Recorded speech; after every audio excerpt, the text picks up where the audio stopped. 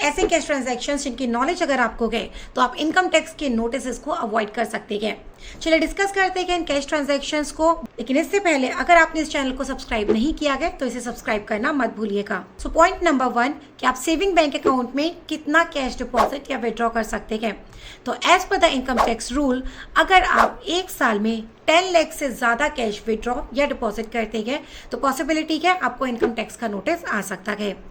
अभी 10 लाख रुपीस आप एक बार में भी डिपॉजिट कर सकते हैं या मोर देन वन टाइम में भी डिपॉजिट कर सकते हैं। ये लिमिट एग्रीगेट बेसिस पे देखी जाती है। अब ऐसा होता क्यों है? तो बैंक्स को इंस्ट्रक्शंस होता है ऐसे अकाउंट्स को इनकम टैक्स को रिपोर्ट करने के लिए जहां पर कैश का विड्रॉल या deposit more than 10 lakh rupees हुआ है इन अ ईयर।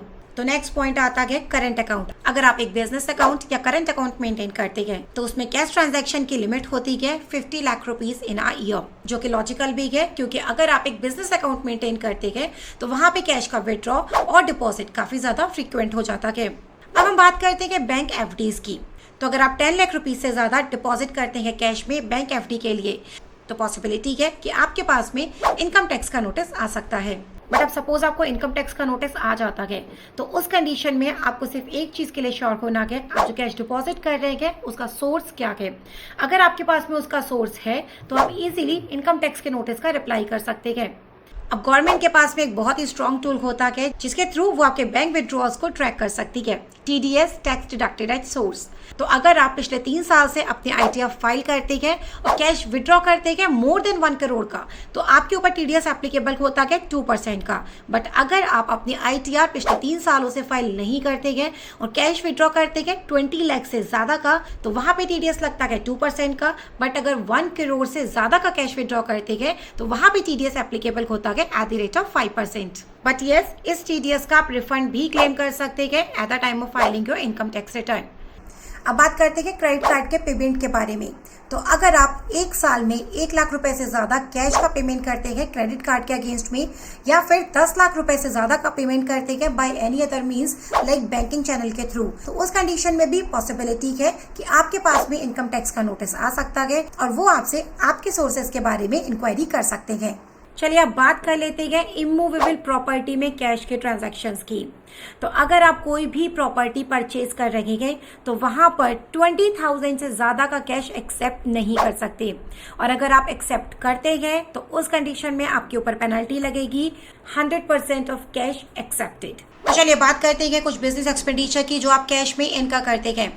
तो अगर कोई पर्सन अपने बिजनेस एक्सपेंडिचर को कैश में इनका करता है more than ₹10,000 in a day तो as per section 40A sub section 3 उस एक्सपेंडिचर को डिसअलाउड कर दिया जाएगा, जिससे उसका प्रॉफिट इंक्रीज हो जाएगा और उसे उसके ऊपर पे करना पड़ेगा टैक्स।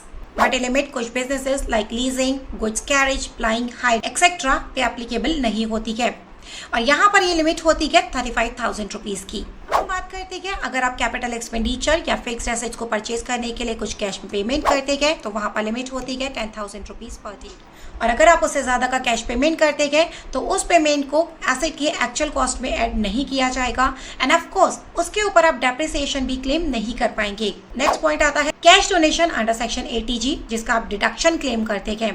तो अगर आप कोई डोनेशन देते हैं किसी रजिस्टर्ड ट्रस्ट या किसी पॉलिटिकल पार्टी को तो उसके ऊपर आप 50% या 100% depend upon your donation deduction claim कर सकते हैं।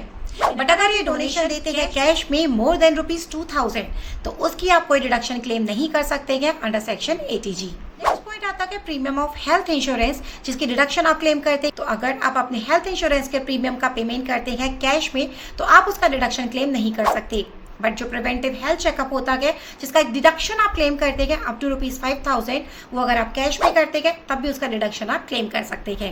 एक इम्पॉर्टेंट पॉइंट, अगर आप किसी से लोन लेते हैं या उसका लोन रिपे करते हैं तो वो आप 20,000 रुपीज से ज्यादा कैश में नहीं कर सकते हैं और अगर आपको करना है तो उसके लिए आपको बैंकिंग चैनल को यूज करना पड़ेगा। बट यहाँ पे कुछ एक्सक्लूजन्स भी हैं लाइक बैंकिंग इंस्टीट्यूशन और एग्रीकल्चर इनकम, क्योंकि बैंकिंग इंस्टीट्यूशन जनरली लोन का लेन देन करते रहते हैं और साथ ही जब हम एग्रीकल्चर इनकम की बात करते हैं तो हमारा पूरा एग्रीकल्चर इंडस्ट्री ऑलमोस्ट कैश पे काम करता है। और दूसरा पॉइंट ये भी है कि कल्चर इनकम पे कोई भी टैक्स नहीं लगता है।